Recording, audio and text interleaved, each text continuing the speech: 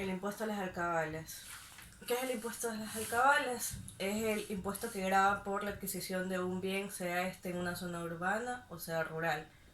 ¿Quién debe pagar este impuesto? Bueno, lo debe pagar el sujeto pasivo en calidad de contribuyente, es decir, el comprador o quien adquiere el bien. ¿Quiénes son objeto de estas transferencias?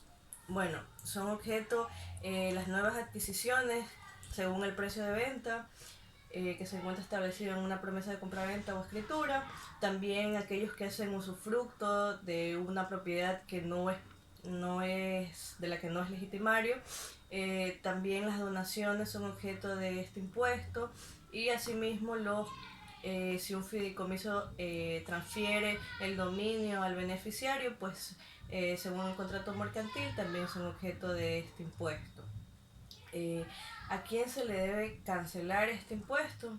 Bueno, se le debe cancelar al municipio en calidad de sujeto activo.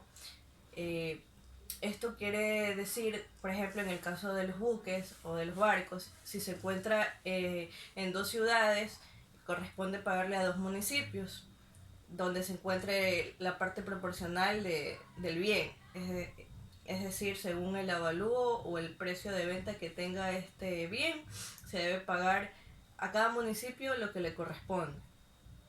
¿Cuál es el porcentaje que debe cancelarse por concepto de alcabales? Es el 1%. El 1% sobre el valor contractual o el 1% sobre el valor del avalúo. Generalmente el precio se establece este 1% en base al valor contractual porque es más alto que el del avalúo, pero en caso de que el avalúo sea lo contrario, o sea, sea más elevado el costo, entonces sería sobre el avalúo. También hay una tabla de exoneración o exención, puede decirse, por parte del gobierno a aquellas transferencias, descuentos. Es decir, si se inscribe el bien dentro del mismo año, o sea, la transferencia de dominio se realiza desde el mismo año, hay un descuento del 40% en concepto de alcabalas. Si se realiza en el segundo año es del 30%, y si es en el tercer año, pues es el 20%. ¿Quiénes no son objeto de este impuesto? O sea, ¿quiénes eximen la ley? Bueno, están las entidades públicas, por ejemplo, cualquier adquisición que haga el gobierno. También los proyectos de interés social no pagan plusvalía.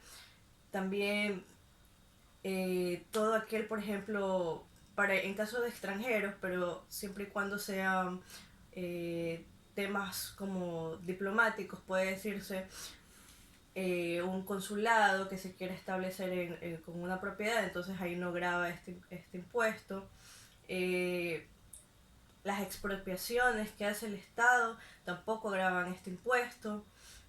Los bienes que se transfieren a una sociedad de bienes o a una sociedad conyugal o un aporte de capital, tampoco lo que suma la sociedad no graban este impuesto cuando se hace la transferencia de dominio, entre otros. Todo esto se encuentra regido sobre todo en la ley municipal, en la ley orgánica de régimen municipal. Entonces ahí a partir del artículo 344, 347, 352 mencionan varios puntos que establecen quiénes son objeto, quiénes eximen la ley, cuáles son los porcentajes, en qué caso se debe pagar, cómo se debe pagar, cuándo se debe pagar. Generalmente se paga cuando uno hace la adquisición del bien, cuando se hacen los trámites del préstamo hipotecario o cuando uno cancela ya va a hacer la escritura, se hace una liquidación por parte del municipio y es ahí cuando se cancela. O lo financia directamente el BIES, en este caso no puede financiarlo de ese modo. Ahora, un ejemplo práctico para este caso de alcabalas es, por ejemplo, si tengo una propiedad que quiero vender, que me costó a mí $95,000, pero ya ahorita con el pasar del tiempo ha ganado un poco de plusvalía y ya está y la voy a vender en $105,000, ¿cuál sería el impuesto que debo pagar?